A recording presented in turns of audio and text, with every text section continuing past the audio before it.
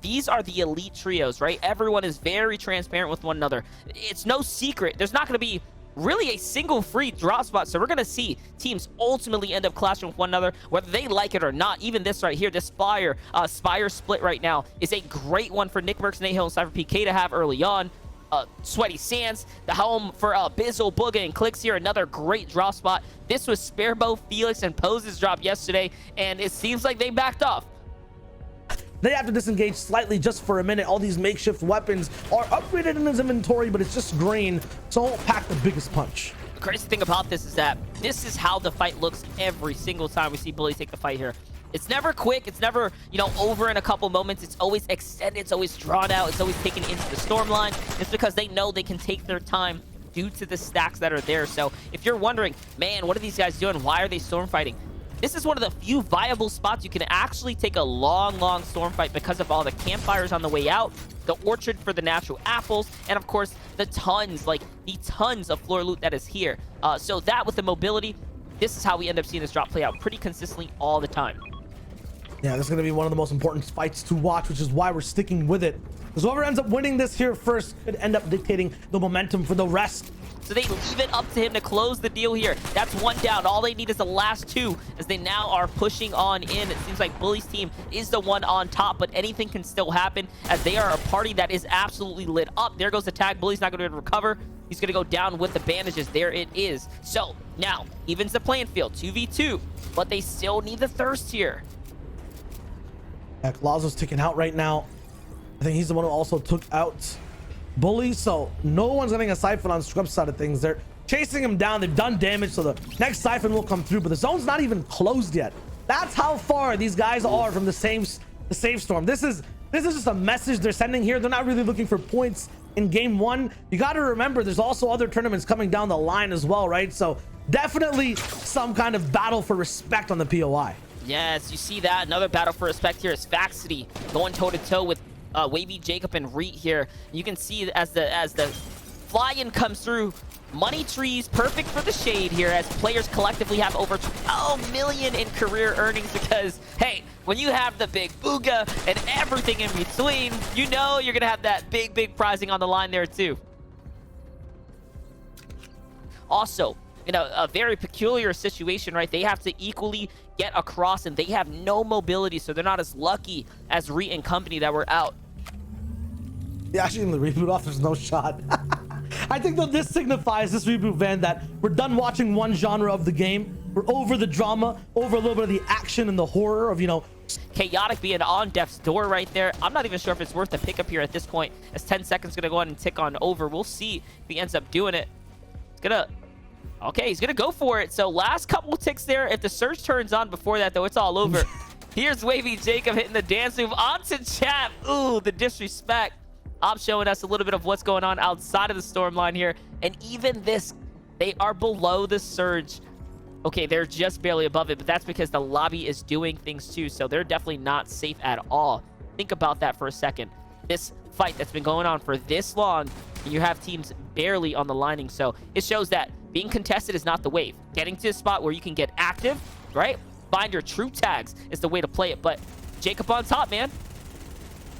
That could open up a world of problems as Alicia's looking inwards here. So kind of cutting it off. That's what I called right there. You cut them off and they're going to move inwards. And now Ronaldo has company right above him. And that's troublesome. They're looking to hop in the box. They want to get in. Ronaldo's going to win the fight, but it's not going to be good enough. The follow-up was even better from Elige as he takes out everyone that he needed to there. And Slick is the one that gets traded for it. But play cut off there.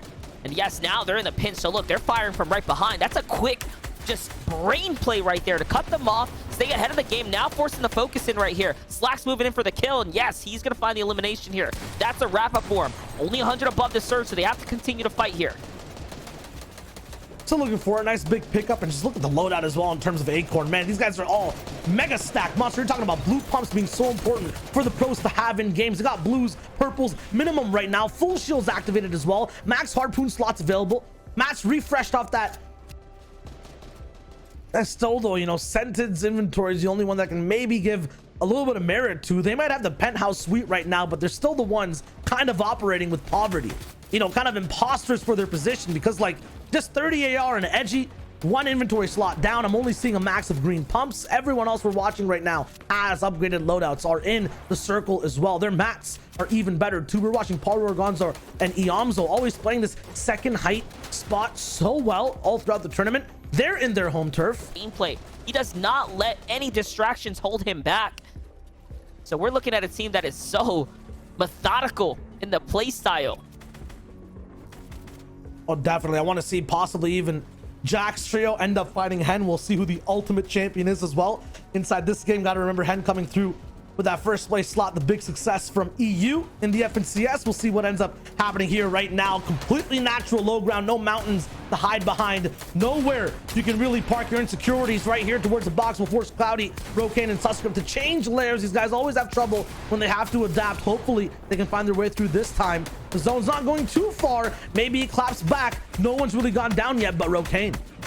Ooh, look at this though. Hen finding couple tags right here getting active. They're below the surge. They're definitely going to have to continue to do just that, and they're slipping behind. 12 have to go down. Acorn finds Spearbow in the feed there. That's a big one for Acorn, Slacks, and Jack. We already knew they pulled zone twice, which means they get a refresher as well. Keep an eye out on them. They have been vying for that low ground title of who can be the best, who can find all the elims in the process here, as Cloudy gets absolutely bopped there. Down he goes. Suscript on the other side though, fighting his way out of the storm line. This looks like it's all said and done here. If he can't get this one pump here, and oh no, he still has to find more. That tag should be just enough. And no, he falls there on the outer edge to Aspect and company. But it's still going down. On the low ground, Sebi, Hen, and Arab somehow managed to maintain control. Man, but the server's pressed in general right now. Everyone is just really operating on 3 to 4 layers. Big pump from Sebi. Bucky going down. This man is the true two-syllable warrior. Finds the body as well, gets the finish in the mats. That is huge. Now these guys could end up getting all the real estate on low, but still there's so many teams.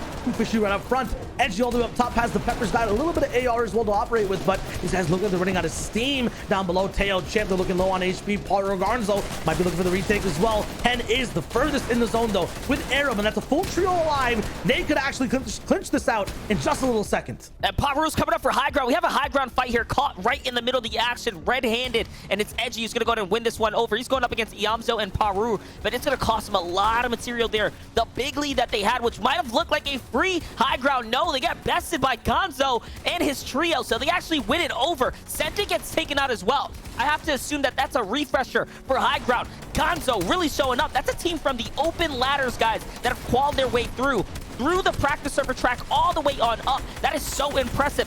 Saf, Stretch, Avery, we wanted to know if they can make it. They can still do it. They can still do it. Absolutely. We'll see Stretch with a little bit of HP left and right. It's not going to be the best situation to be in currently for his entire situation, but we'll see what ends up going down. Sent it down here as well after that retake. We'll see the retake trio all the way on high ground as well. All Edgy really has is one Pepper to speed up the gameplay, but I don't think it'll be enough to really keep the chances alive. It's not speed you need, but that structure, the heals, the HP around you. You'll have to jump in to a box in just a sec. Stretch goes down. Avery, such low HP, gets the siphon to survive. What a big explosion takes him out as well. That's it. Those builds get set on fire, and out to the lobby as he goes. Here's Edgy though. Edgy's gonna get tagged. That low ground play right here. This is where pump action is all that matters. This is gunplay down to the low ground here. 10 HP for Edgy. He finds one onto Aspect, jumps onto the ramp. He is safe and sound. It was worth it. Commandment now in a one-on-one against Who Fishy. Who Fishy. Clock is ticking here. Not much to play with. Edgy's gonna get ticked out. Now he moves. Commandment still up, somehow manages to figure it out and make it work here. Even with the wall replacement there, look at that harpoon coming into play here. Beautiful now. Still, 3 teams remain though.